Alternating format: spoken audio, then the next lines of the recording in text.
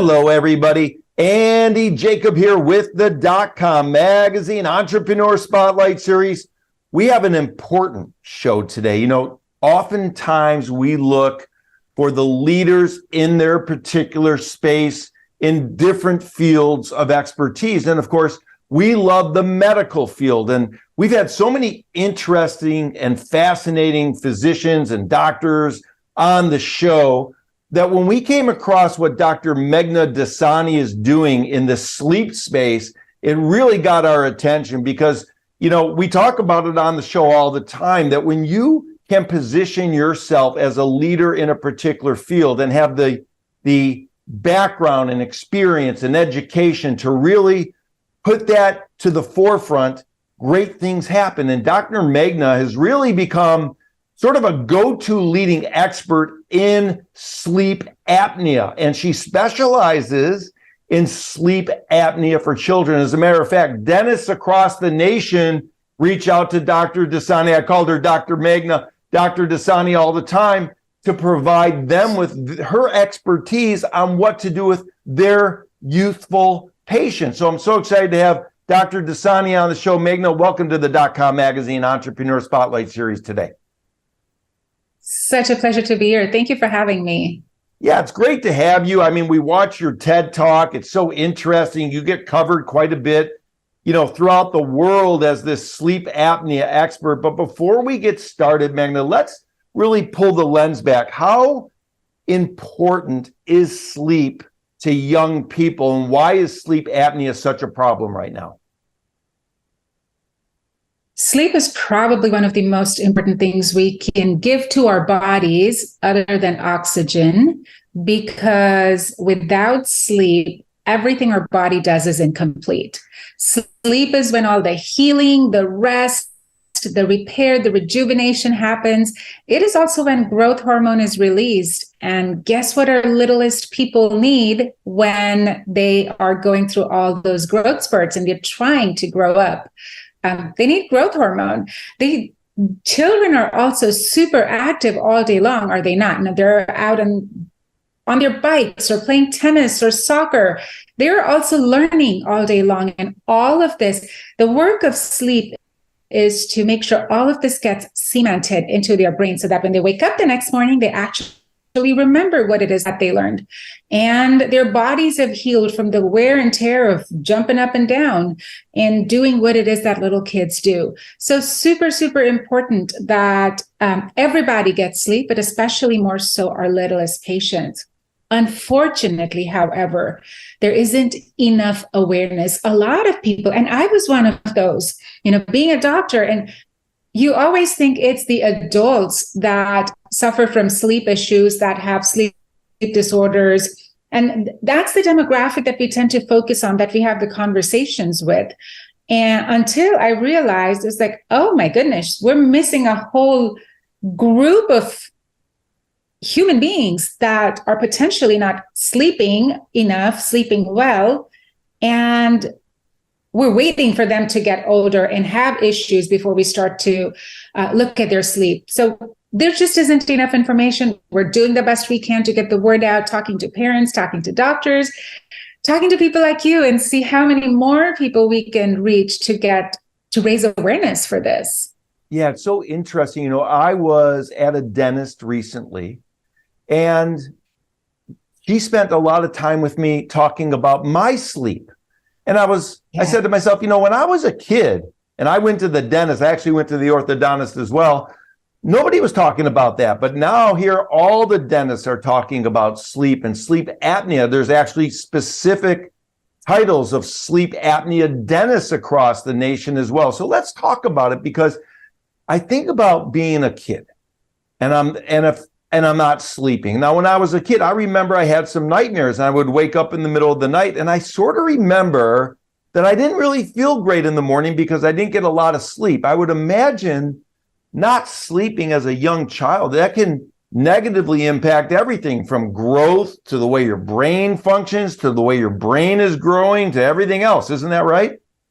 Absolutely. To how you show up as well, One big common misconception I see is parents or doctors saying, They will grow out of this. It's a phase. They're going to outgrow it. And what I tell people is, I don't want to wait to find out. If a child isn't sleeping well, if they're not getting the quality of sleep, I know something is being impacted. And it looks different in different children. If I have 5 kids with 7 different symptoms, they might all be positive for sleep issues. I'm fond of saying I can put adults into a box. Adults will present with classic symptoms: snoring, stopping breathing, waking up to use the bathroom multiple times throughout the night, sleepiness during the day. I can almost put them into a box, but with children, it presents differently. Kids are not little adults, as much as we like to believe they are. They're just not miniature-sized versions of you and I. They have their own complex needs. And I'm also fond of saying there's no such thing as a bad kid. When you have a child that is acting up, it's usually a kid that is tired, that is sleep deprived, or just doesn't know how to communicate what they are experiencing to us as adults. And like I said, it could look different in children than it does in adults. It could be a child that is a messy sleeper, a kid that moves around a lot during the night. If their bed covers are everywhere, the pillows are on the floor, the toys that they want to hold when they're falling asleep are scattered across the room, we might have a problem. You could have a child that is snoring. Now, let's keep in mind, snoring in children can present differently than you and I. I remember laughing when growing up, because my dad used to snore and he made those funny noises and sounds. Now I know better. Oh my goodness, he was probably choking or gasping. For children, audible breathing can count as snoring. If you have a child that is still wetting the bed, and I don't mean our 2-year-old that is regressing potty training, I mean an older child that has stayed dry, and obviously mom and dad have done everything they could to help that child not have an accident, let's consider, is lack of healthy sleep the missing piece of the puzzle for that kid? Behavior symptoms such as ADHD, ADD, those can be a sign of a child that is not getting adequate sleep. There's so many things that we need to be able to connect the dots to actually understand what is going on with this child. Wow, so interesting, Meghna. For a parent, and they have these young people, these children, they're not adults, they're children. And there's a variety of problems that were once unassociated with sleep disorders that now you're bringing to light that really can be linked back maybe to things like airway issues as well. Let's talk about that and how that sort of integrates into some of these unexpected ways or problems that we see these young people having now, or these children having now. Absolutely. So airway issues is nothing but a whole comprehensive term that encompasses sleep disorders, with the tie-in of where does your airway start? From your nose, and it goes down all the way to your lungs. And guess who has the greatest impact while a child is growing? The shape of their jaws, the shape of the tongue, the position of the jaws, where the teeth are erupting, all of this plays a big role in what the shape of that airway looks like, the size of that airway looks like in a child. The roof of the mouth is also the floor of the nose. So if I have a roof of the mouth that is super constricted, that is not wide and allows for better flow of air, it's going to impact how that child breathes. Then let's take into consideration, where does the tongue rest for this child? The tongue is supposed to rest passively in the roof of the mouth. So when health professionals, in the world of dentistry, and when we talk to our medical colleagues, ideal resting posture means what we're looking for is a child or even an adult that has their lips together, is breathing through the nose, and their tongue rests passively like a heavy weighted blanket in the roof of their mouth. The tongue acts as a natural expander. It acts as a natural retainer. It helps form and shape the palate in a growing child. Remember, the roof of the mouth. which is also what impacts the shape of the airway for these kids. What happens when we have growth that is not progressing the way that is ideal for that child, or if that tongue is tied super tight to the floor of the mouth, it is unable for whatever reason to sit up in the roof of the mouth? Now, growth and development is impacted. Is speech impacted for this child? It's not uncommon to have a speech and language pathologist to send me a patient and say, Doc, would you look at this? We're having issues. Not only are they having trouble forming these letters, words, consonants, sounds, but when we talk further and get more history from mom, I then find, oh, this child is a picky eater. And when you dig deeper into this, this is a child that does not like texture in their food.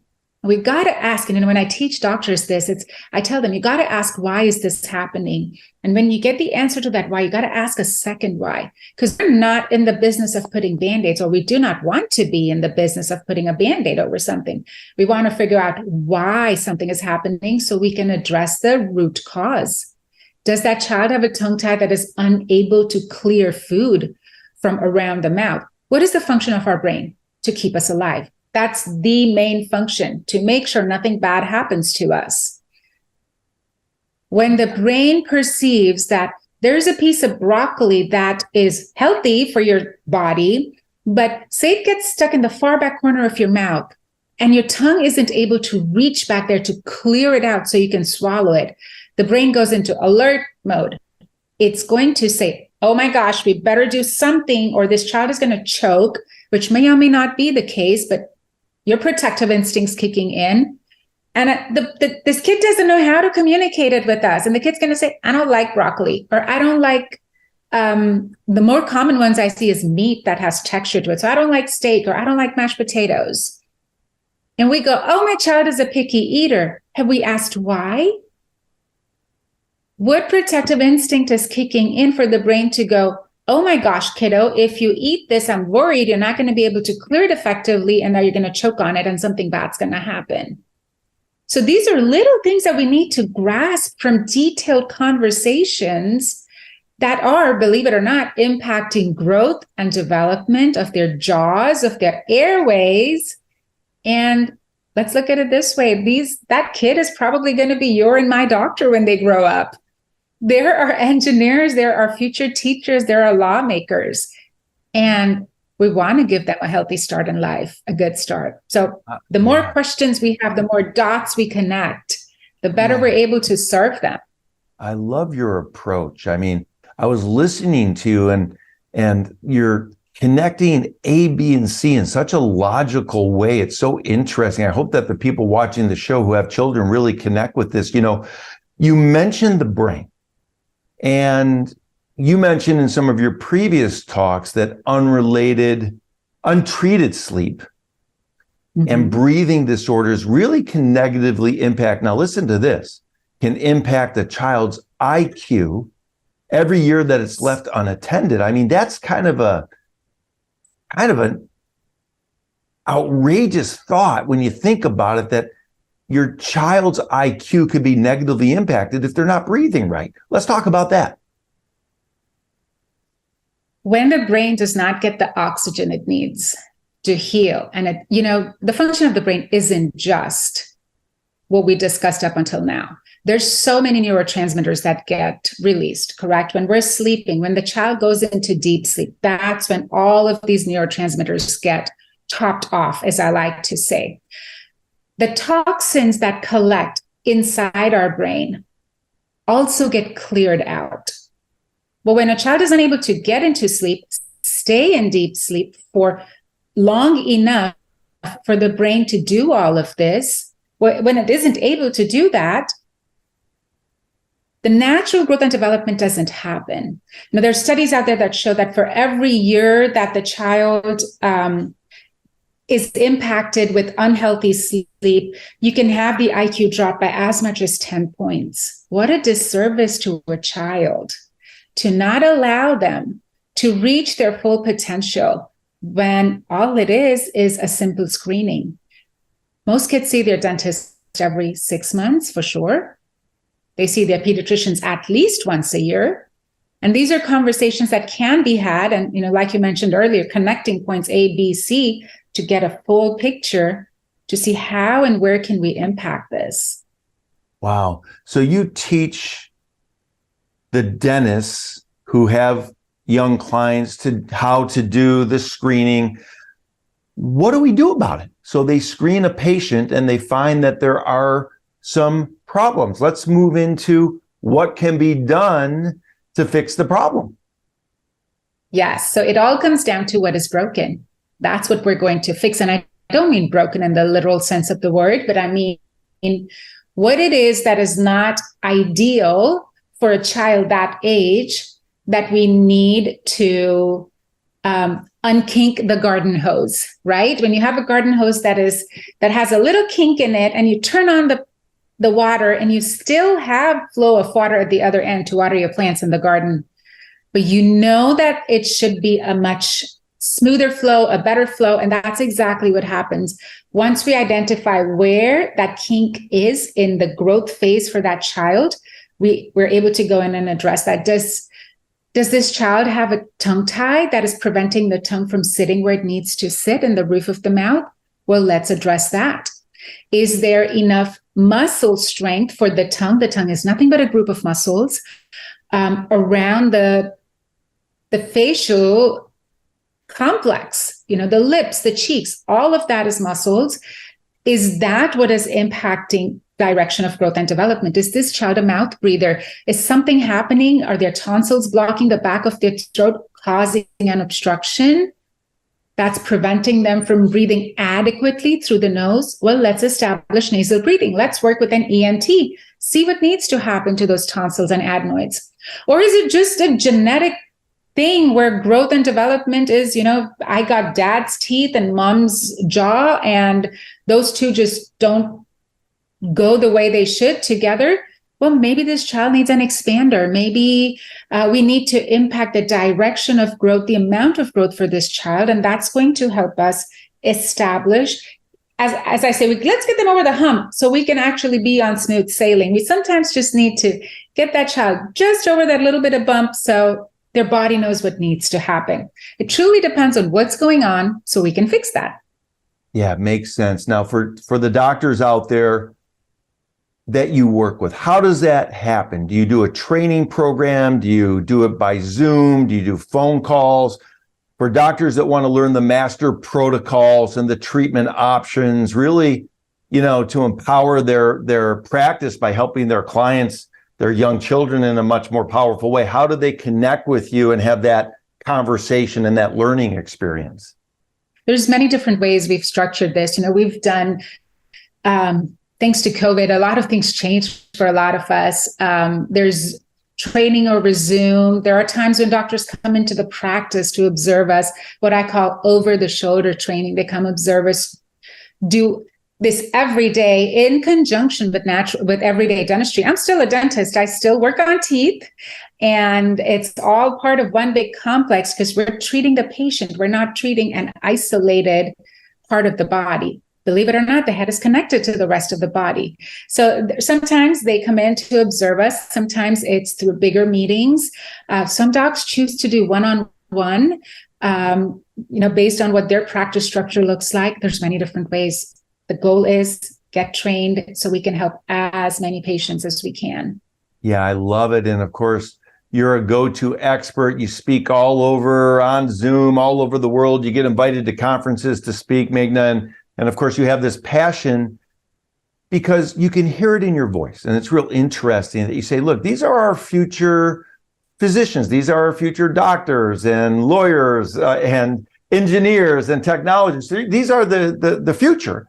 And we want to do everything we can to give them a jump start. And it just doesn't seem fair for a young child to have some type of sleep problem that doesn't get treated, which is impacting their IQ, which is impacting their growth, perhaps, impacting maybe even the way in which, they present themselves to the world, which then, of course, can negatively impact sort of their position for their future. So I love what you're doing so much, and it's really, really interesting. What got you so involved? Let's talk about that. I think you have an interesting story, maybe a personal life story. What got you so interested in this sort of specialty that you've carved out for yourself? I'm fond of saying anything that is a passion usually comes from great personal loss. And that's exactly what happened. We lost a family member to sleep apnea. And as we sought answers consistently, the response we got was, oh, this is genetic. It's one of those things nobody has control over. And we're talking 22 years ago that this happened. And even then, I knew that surely there's more answers. Yes, I was a dentist back then. I didn't know anything about this. We're not taught sleep apnea treatments in school. And I just set on a path to learn what we could possibly do for this. Yes, our loved one passed from sleep apnea, and I just refused to accept the fact that there was nothing we could do. It is what it is. It's the way the chips fell, or whatever we may say to it. But the more I dug, I realized that there's solutions, there's options. And then it became a mission to, all I wanted to do was help my family because, we all think we're so special. Nobody else suffers from anything like this. There was no information out there. And I said, I never want my kids to have to experience anything like this.